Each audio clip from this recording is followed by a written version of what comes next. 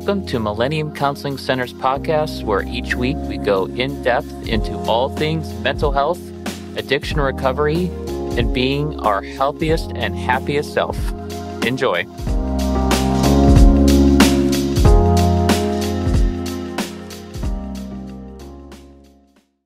So, Derek, we were talking a little bit about kind of what mental health and what feeling anxiety is really about versus what we think it's about.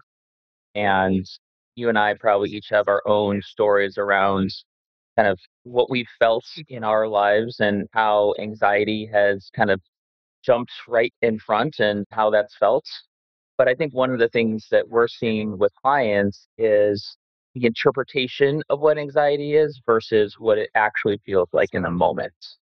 So, how do we communicate to other people that may not feel the levels of anxiety or the levels of depression that some people feel to help them understand how they can support someone that's going through that, but also for them to really know what it's like?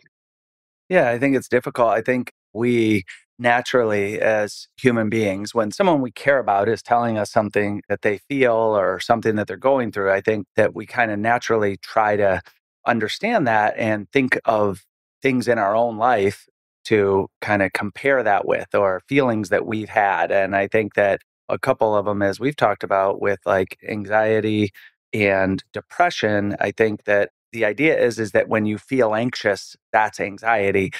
It's in the same family, right? But I think when you're talking about with somebody like really with a serious clinical anxiety or depression, then the ability to kind of work through that is much more difficult than to just change perspective or switch your mindset or be positive or do something like that. And I think, there's lots of ways we can do that in life and there's lots of things we can do that with. But I think there's just such varying levels of those things of anxiety and depression that it's really difficult to try to help someone to work through that by giving them guidance or advice as someone who's close to them in their life, somebody who's a parent or a spouse or a partner, and trying to say, oh, here's what I do when that happens. And with the intention of being very helpful, but sometimes maybe missing the mark because, we're kind of trying to advise them and they probably really, we're probably not going to totally understand it. And they probably really need support more than a solution.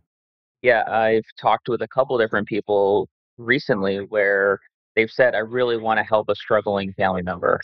And I say, okay, well, what do you think would be helpful? And they talk about historically, calling them more or sending them positivity or other things, all of which are really kind and loving. But one thing that you brought up that I really resonate with is sometimes support is just being there.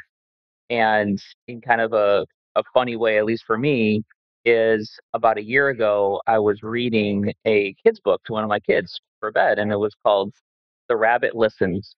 And it was a story about a stuffed animal that really just helped its kid by just being there, by not offering a solution, by not trying to change the feeling, but by just being there. And I brought that up and read that with a few clients recently. And it's really resonated that sometimes when someone's going through something, it brings up our own stuff and we want to react from that. And that if we're able to actually just regulate our own feelings about a loved one's struggle, that we can show up a little bit more supportively and not try to change the moment to bring some kind of peace or to kind of make our own self feel better. Yeah, I think that's all accurate. One of the tools, I guess, or one of the things that I share with people that I think can be helpful is that when someone is coming and talking to you about something that's going on in their life, in that moment, we basically have three things we can do. We can sympathize with them, we can give them a solution, or we can give them support, kind of the three S's: sympathy, support, or solution. And I think that naturally we kind of gravitate towards solution. I think they've got a problem, they're coming and talking to us, so I need to help them solve that problem. I think most of the time when people are, even if it's just, your partner and having a bad day or something like that, most of the time, the most helpful thing for them is support. And quite honestly, it's the easiest because Many times support just comes in the form of saying, what can I do? How can I be helpful right now? You're not telling them what they need to do. You're asking them, how can I be a supportive person in your life? What can I do that would feel supportive to you? And most of the time, people have thought through many different solutions in their head. And so most of the time, we're not going to be able to give them something that's going to unlock what's ever going in their life. If they want help with solutions, then we can talk about that. But I think that the ability to just, like you said, kind of be there, listen, and ask them what they need in that moment. Maybe they need a hug. Maybe they just need a little space to themselves. Maybe they do need a solution, right? But I know people come sometimes kind of get in hot water when their people around them come to them with some issue that's going on in their life. And then that interaction doesn't go very well. But really, I think that most of the time when somebody comes to that, whatever feeling they get from your reaction is going to be the most helpful. And so if they hear support and love, that type of kind of reaction, then that's going to really be the most helpful for them, more so than giving them the solution to fixing it. Well, and I think this is part of a bigger conversation around, that we all have levels of mental health that vary, not a stagnant thing. And if someone is going through something and we try to lean in and try to fix it with a solution, what we're kind of saying to them is what's happening to you is wrong or bad. And so you need that to change. You need to fix this.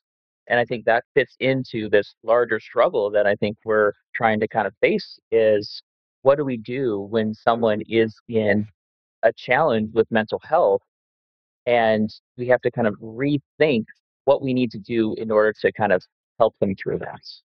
Because, like we know, it's not drugs. Drugs are not always the answer, even prescribed drugs. And it's not always, the things that we think it is. And I think, like you had said, talking with somebody and saying, what do you think you need right now?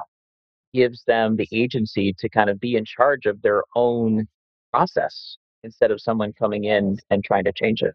Yeah, and I think that over the past several years, especially after COVID, I think the concept or the idea or the subject of mental health has been much more talked about, right? I think that a lot of people who may not have had mental health struggles, at least not to the levels that they did, became aware of the fact that they had certain things going on with themselves.